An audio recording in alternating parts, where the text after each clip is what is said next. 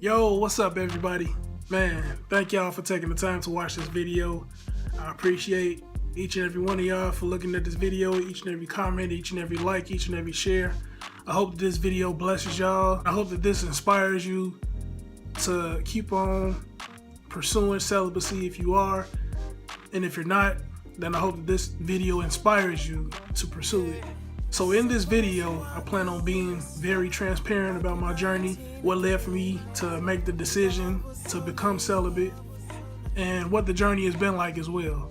So I can't tell you all about the current situation or the current state of mind or the current place that I'm in right now without telling you about my past. So as far as my past goes, I was a guy basically who was sleeping around a lot.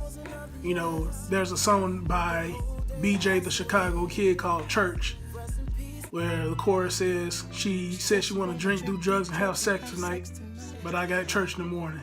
So take the drugs and the drinking out, and basically that was my life. Women were my weakness, and I couldn't stop having sex to save my life. I lost my virginity at a young age. At I believe I was 13 or 14 years old when I first lost my virginity, and I'm not gonna lie, when I first started having sex, I would feel heavily convicted because I grew up as a preacher's kid. My father was an elder, and my mom, even though she didn't have an official title in church, she was, heavily involved in the word as well. So, when I would have sex, I would feel heavily convicted because I knew I was doing wrong, and I knew how my parents raised me.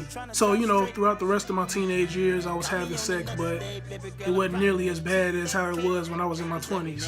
And it just seems like the older that I got, the worse my sexual addiction became. Whether it involved me being in the physical act of sex, or me receiving oral sex, or me watching pornography, or looking at Playboys or Penthouses or whatever kind of magazine. It seems like the older that I got, the more of a heavy sexual addiction I had. And I would say that I didn't even hit my sexual peak, if you will, till about like the age of 22.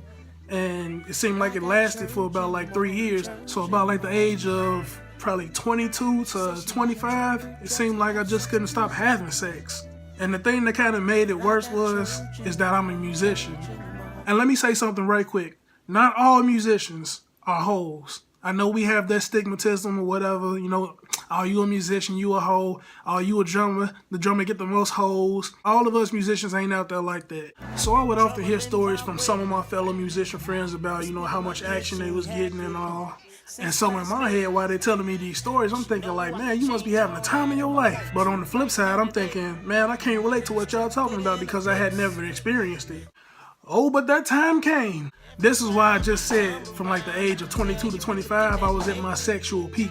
But it just seemed like they just started flocking towards me out of nowhere, just coming towards me, man.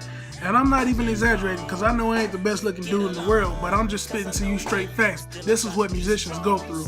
Side note, shout out to all the girlfriends, fiancés, and wives who know how to deal with this life and who also helps to keep us in line. We appreciate you. I mean, I'm still single, but you get my drift. So while I was at this sexual peak, it just seemed like, whatever female I saw and I wanted, I can get her. It didn't matter to me if she had a ring on her finger or not. If I wanted her, like I said, I was gonna get her. But to be honest though, man, it seems like my life was just like the ugly duckling. When I was younger, I was fat, then none of the females want me. I would say it started to change probably like my sophomore, junior year of high school. So all while this was going on, I would still feel convicted from time to time. And then there were other times when I was just like, man, F it. I'ma just go ahead and do what I'ma do and just hope that I live to see tomorrow. And if it wasn't for birth control and a couple of plan Bs, I'd have at least a starting 5 and maybe even a 6-man coming off the bench. So I would say at the age of 26 is when I started to slow down having sex. I was still having sex, but not nearly as much as I was during those years. I mean, for a guy to be at the age that I was, it would usually be no slowing down. The thing that helped me change was one of my ex-girlfriends, actually. As I began talking to her, I could just see how strong her relationship with God was. She was heavily involved in church and she had a past as well, but she had been delivered from her past. Now, she was at the place in her relationship with God where I desired to be. And there's this quote that says, a woman's heart should be so wrapped up in God that a man has to go through him to get to her. Now, before my relationship with her, I never did understand what this quote meant. But I found out that she was the exact meaning of that quote. That's what had me really slow down and pay attention to what I was really doing. So it was like she redirected me back to where I needed to be in my relationship with God, because I found myself praying more and reading the word more and applying it to my life more. And I actually began to feel like, my relationship being strengthened in the Lord.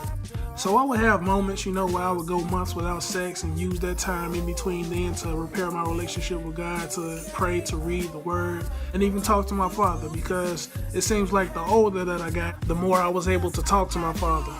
So after going some time without having sex, guess what happened? Yep, your flesh starts to act up.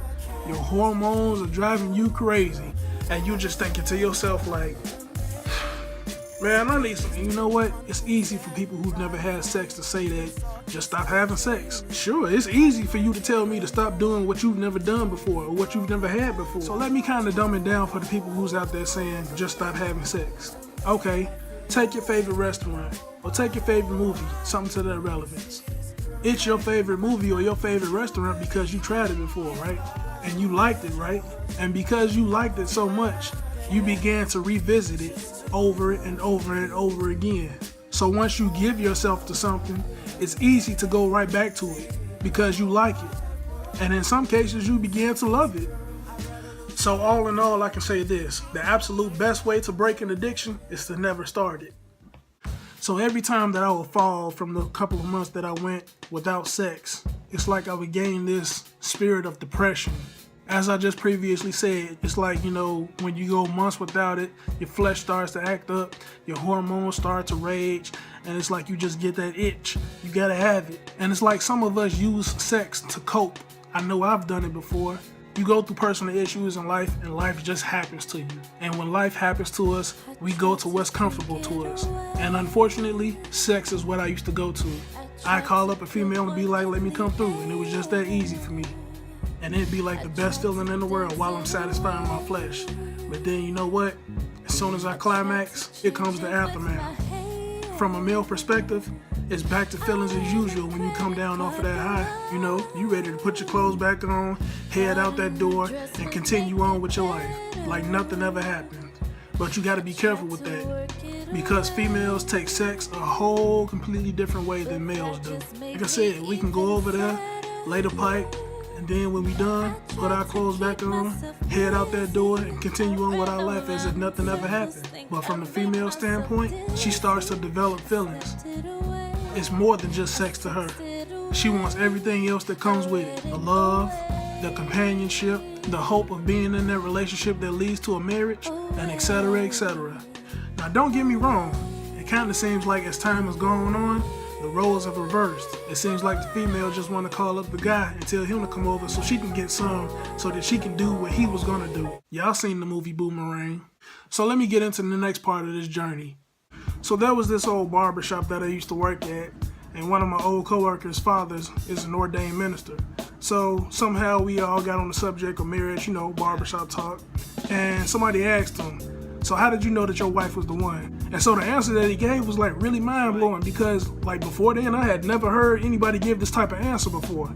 So he said that he went home one day and he wrote out a list, and he was very detailed about that list, and he said he wrote out what he liked in a woman, what he didn't like in a woman, what he desired in a woman, what God may want him to have in his future wife, and for God to prepare him for his future wife. So while he's telling us all of this, I'm just like really mind blown, because as I said, I've never heard anybody give this type of answer before. So what did I do? I went home and did the same exact thing that he said he did. And it was like in my heart, I knew that was the right thing for me to do, because first of all, I knew he wouldn't lie to us. And second of all, he also proved himself to be right when God answered his prayers. He said that when he met his wife, he knew that she was the one, because everything that he had written out on the list was exactly who she was. So after I wrote this list out, I began to pray to God specifically about this list that I wrote out. I didn't leave out any detail. I prayed over this list, I memorized this list, and I never forgot that day. Oh yeah, another side note. If you want specific answers from God, then give God specific prayer. You know, the Bible tells us in Matthew 6:33 to seek ye first the kingdom of God and all his righteousness, and all these things shall be added unto you. It also says in Psalms 37:4 to delight yourself in the Lord and he will give you the desires of your heart. So I knew that if I would ask God for what I desired, then he would give me just that. Alright, so fast forward the story a little bit. It was around the year 2010, maybe 2011, when I was on Facebook and I got this random friend request. So I checked to see who it was, and it was this girl that I didn't even recognize.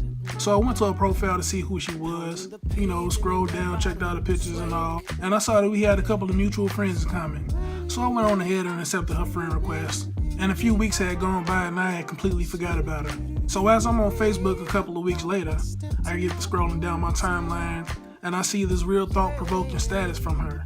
And so I stopped and read it. So after I read it, I was like, that was pretty deep. I checked to see whose status it was again, and I was like, who is this? So I clicked on her profile, you know, went to her page or whatever. Then it popped in my head like, oh yeah, this is old girl whose friend request I just accepted. So, you know, by this time I can see the full profile. I can see every picture and all, every detail, where she was from and all. So I get to going through her pictures and all, and I come across this one picture of her sister. And as soon as I saw her sister, I was like, oh my God, who is she? Man, she is beautiful. And it was at that moment, I promise to God, I have never, ever had this feeling in my life with any other woman. As soon as I saw her picture, I felt something in me, and I knew it had to be God say that she's the one. So when I found out who she was, you know, I went to her profile and sent her a friend request. So surprisingly, like maybe a day or two later, she accepted. And at this point, I'm just feeling extra nervous. So I was like, you know, hey, I know you don't know me, but your sister just recently added me on Facebook, and I just came across your profile through hers, and you know, I just decided to send you a friend request. So she responded back to the message, and everything was cool. You know, we got past the small talk and began to know each other a little better. The more that I got to know her, the more relatable I realized that she was to me. The more I realized that we shared in common, and we just got along very well. I basically prayed for a female version of me, and she was that. So as soon as I built up enough courage to seriously pursue her, that's when everything bad started to happen.